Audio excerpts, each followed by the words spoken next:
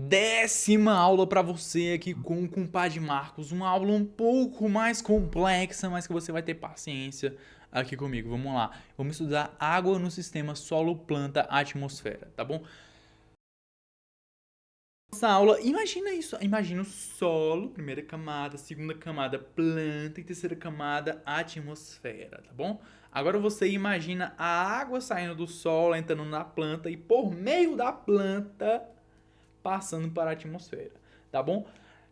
Algumas referências trazem SSPA e outras referências trazem sistema SPA. Beleza? Eu decidi colocar aqui SSPA mesmo, mas se for sistema SPA, não se assuste. Beleza? Vamos lá. Esse sistema, solo, planta, atmosfera, descreve uma dinâmica contínua do movimento da água, desde a absorção no solo, passando pelo transporte dentro da planta, até sua liberação na atmosfera via transpiração, que nós já vimos em aulas anteriores. Esse sistema funciona como uma cadeia hidrodinâmica, olha aqui, que palavra bonita, em fluxo unidirecional, ascendente, impulsionada pela diferença de potencial hídrico, entre os compartimentos solo, planta e ar, tá bom? Então, qual é o principal mecanismo desse sistema? É a planta, tá bom? A gente está estudando fisiologia vegetal. Então é natural que o principal mecanismo do sistema seja a planta, tá bom? E é na planta que está o mistério de como isso acontece. Beleza? Porque só solo e ar, né? Basta a temperatura ali, o sol raiando, a água vai vaporizando. Vai evaporando, no caso. Na planta, não. A planta, a gente vai estar trabalhando definições e ideias mais complexas, como a ideia de, presta atenção aqui comigo, potencial hídrico, tá bom? Vou precisar de bastante atenção sua nessa aula para a gente conseguir trabalhar isso aqui direitinho, beleza? Componente 1. A água no solo. Oh, que difícil. Não, vamos lá, vem aqui comigo. Tipo de água: gravitacional, capilar e higroscópica. Beleza. Então a gente vai ter o tipo de água e a disponibilidade para a planta. A gravitacional, ela não vai estar disponível porque ela vai escoar rapidamente. Aquela água, né, que corre pelos veios de água, por exemplo, logo após uma chuva forte, beleza? A gente vai ter água disponível na forma capilar, beleza? Que é aquela que vai estar ali, por assim dizer, encharcando as raízes da planta, beleza? Os capilares da raiz da planta, beleza? A gente também vai ter a água na forma higroscópica, tá bom? Que aí vai estar basicamente, né, indisponível. É aquela água, por exemplo, água do orvalho, né? Ou aquela água que durante a chuva vai bater na planta, mas ela não vai absorver água porque a água está batendo nela, beleza? Essa é a água higroscópica. Conceitos importantes. Entenda esses dois conceitos aqui para mim, por favor. Capacidade de campo. Eu sei que é um negócio chato, que vai parecer algo. Ah, eu não sou agrônomo. Mas, meu filho, você não é agrônomo, mas você vê planta crescendo, mas você planta, né? Mas você vai ser um perito aí. Vamos tomar posse desse conhecimento? Capacidade de campo significa o máximo de água retida após a drenagem. Qual é a água disponível no solo, né? Depois que o veio de água da chuva forte passa. E tem também o conceito do ponto de murcha permanente. Ponto de murcha permanente. Relacionado à planta, beleza? A umidade mínima na qual a planta, em relação ao solo, já não consegue absorver água. Beleza? Então, nós estamos falando do ponto de murcha permanente em relação à porcentagem de umidade do solo. Quando a gente relaciona esses dois conceitos, capacidade de campo e ponto de murcha permanente, a gente tem o conceito da disponibilidade hídrica. A gente tem a área de disponibilidade hídrica, que é o intervalo entre a capacidade de campo, o máximo de água disponível em uma dada área, né? E o ponto de murcha permanente, que é o mínimo ali que vai ter que estar de umidade no solo para que a planta consiga absorver a água, tá certo? Então nós estamos falando da capacidade do solo em reter a água, que depende da textura dele, se é um solo argiloso, se é um silt ou se é areia, da estrutura e do teor da matéria orgânica nele presente. Beleza? Então são fatores que alteram, tem muito trabalho agronômico aí nessa área também. Componente 2 aí do nosso estudo, nós vamos estar falando da absorção e transporte pela planta, tá bom? Então, uma das formas de absorção é a absorção radicular, a principal. A água entra principalmente por osmose nas células da epiderme da raiz, tá bom? Então, caraca, que novidade. Pra mim também foi uma novidade quando eu parei pra prestar atenção nisso, né? Eu não sabia que a água entrava por osmose pela raiz, né? Parece que eu descobri o Brasil, eu achei muito interessante isso, mas ótimo. A absorção ocorre preferencialmente pelas raízes jovens, com grande área de contato ao solo, beleza? Via de transporte pela raiz, apoplásica, simplásica e transcelular. Ai, que palavra difícil, não sei o que. Meu filho, estudar é difícil. Vamos lá. Apoplásica, através da parede celular, sem atravessar as membranas. Simplásica, através do citoplasma por plasmodesmos, né? Que é ali canais entre as células da planta, beleza? Transcelular, atravessa as membranas repetidamente. Então a água deve atravessar a endoderme, a estreia de Caspari, antes de alcançar o xilema, que é uma barreira seletiva que impede a entrada de toxinas, beleza? Então vamos lá.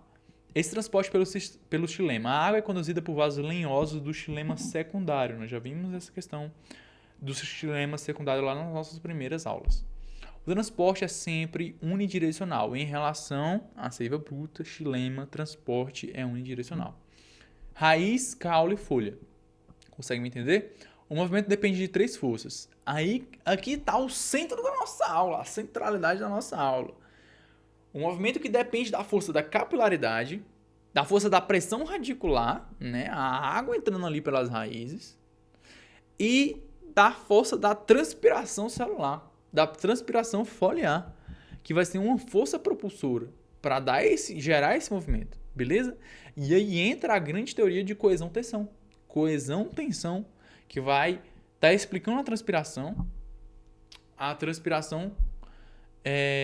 criando essa força de sucção contínua que puxa a água para cima, beleza? Então, preste atenção, a osmose serve somente para a água entrar pela raiz, né? O que realmente vai gerar esse fluxo de água é a coesão-tensão, por meio da capilaridade, da pressão radicular e da transpiração foliar. Tenha isso em mente, por favor, não tire isso da cabeça. Vamos lá. Componente 3 para o nosso estudo. Transpiração e perda de água para a atmosfera. Então vai ter a transpiração estomática. Finalmente uma foto dos nossos estômatos. Então aqui nós temos nessa ilustração, né?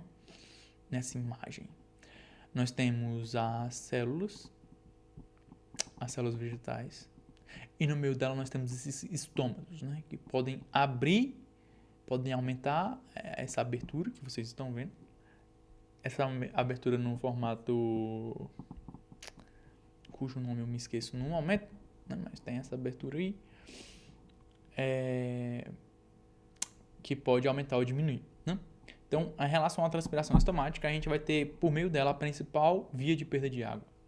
E eles são controlados, claro, como eu já falei, de abrir e fechar em resposta da luz, da temperatura, da umidade e também da concentração de CO2, beleza? Então tem alguns fatores aí que estão controlando, que controlam, ajudam a controlar essa questão da abertura e do fechamento dos estômatos. Beleza? A temperatura maior vai aumentar a evaporação por meio desses estômatos. Aqui, claro, uma ilustração dos estômatos. Que você pode ver que ele é formado por algumas outras células, né? As células trabalham conjuntamente para o estômago estar funcionando aí, beleza? Umidade relativa, baixa umidade vai aumentar a perda de água por meio dos estômatos. Muito vento vai estar removendo a camada de ar úmido, então vai também acelerar a perda aí pelos estômagos, beleza? Então você que está lá na secura, né?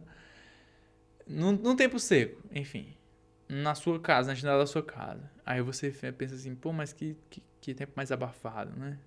Podia estar debaixo de uma árvore agora. Aí, quando o vento vem, meu filho, você tem que pensar que esse vento ele vai estar acelerando a perda de água das árvores ali que já estão sofrendo com estresse hídrico, né? Ok.